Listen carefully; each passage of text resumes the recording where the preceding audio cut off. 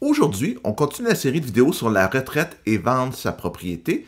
Normalement, une maison, ça ne devrait pas être un fardeau, mais est-ce que c'est devenu le cas pour vous?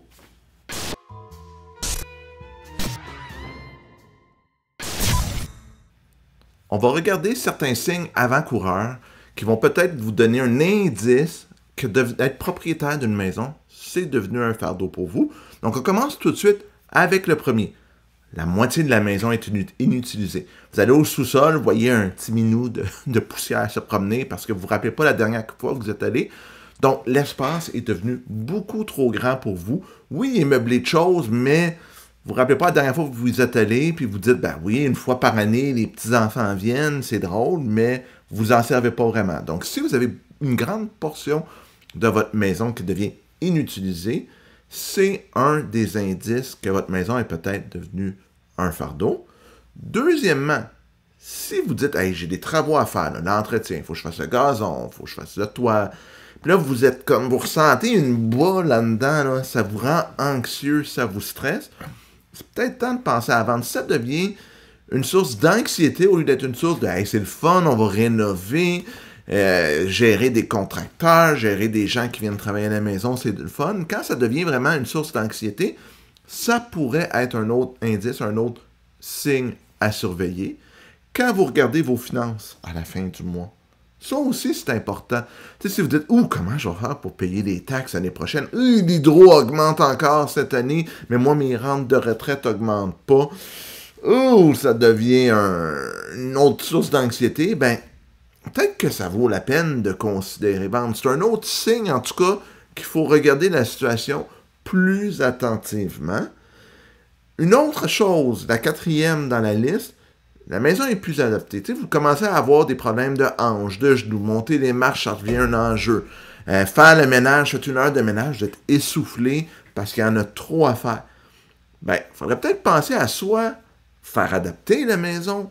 Des fois, le budget, vous dites, je l'aime tellement, mais je vais l'adapter. Ou peut-être que c'est un signe qu'il faudrait peut-être vendre puis déménager dans quelque chose de plus petit.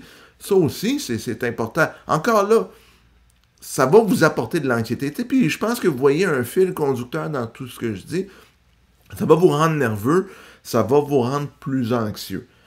Une autre chose, c'est si vous vous privez de sortir, si vous dites, je veux aller en voyage, j'ai une maison, ça me stresse de la laisser pendant 3 semaines parce que je veux aller en Asie, je veux voyager.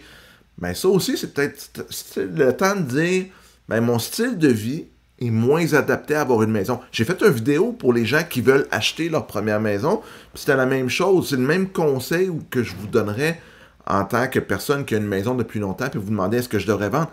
Est-ce que la maison convient encore à mon style de vie? Tu sais, si votre rêve, vous, c'est de passer l'été sur le bord de la piscine, votre style de vie, il convient encore très bien.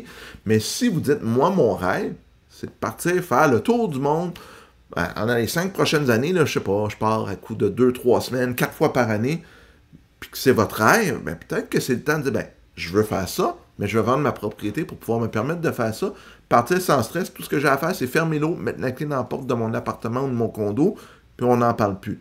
Donc, ça, c'est le 5e et dernier signe que je veux vous parler, que ça pourrait être le temps de vendre votre maison.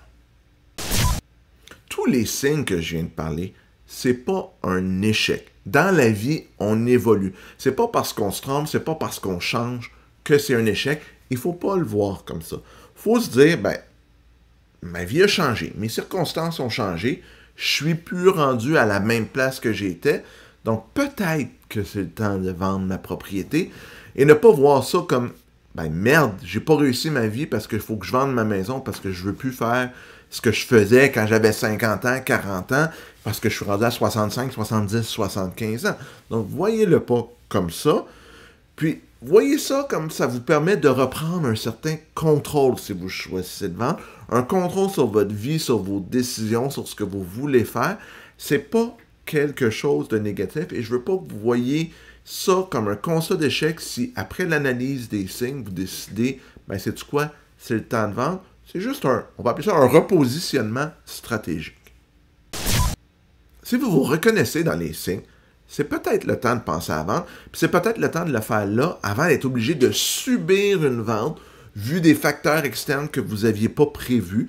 Donc, parlez-en à votre famille, vos enfants, vos parents, vos amis, peu importe qui est proche de vous. Si vous avez besoin d'une source externe, vous pourriez en parler par exemple avec votre comptable, votre planificateur financier, avec votre courtier immobilier. Trouvez quelqu'un de confiance qui peut vous aider relativement objectivement, parce que je veux pas, on a tous des biais, mais à prendre une décision. Puis si la décision c'est de vendre, comme je disais tantôt, voyez-le pas comme un échec, voyez-le comme un repositionnement stratégique dans votre vie, que vous allez pouvoir profiter de votre vie. J'espère que la vidéo vous a été utile. Si c'est le cas, faites un pouce en l'air, ça serait super apprécié. Abonnez-vous à la chaîne. On va continuer à mettre du contenu immobilier régulièrement et on va continuer à parler de la situation de l'immobilier, de la retraite et de la vente d'une maison dans les prochaines semaines. Puis on se revoit la prochaine fois pour notre capsule. À bientôt tout le monde!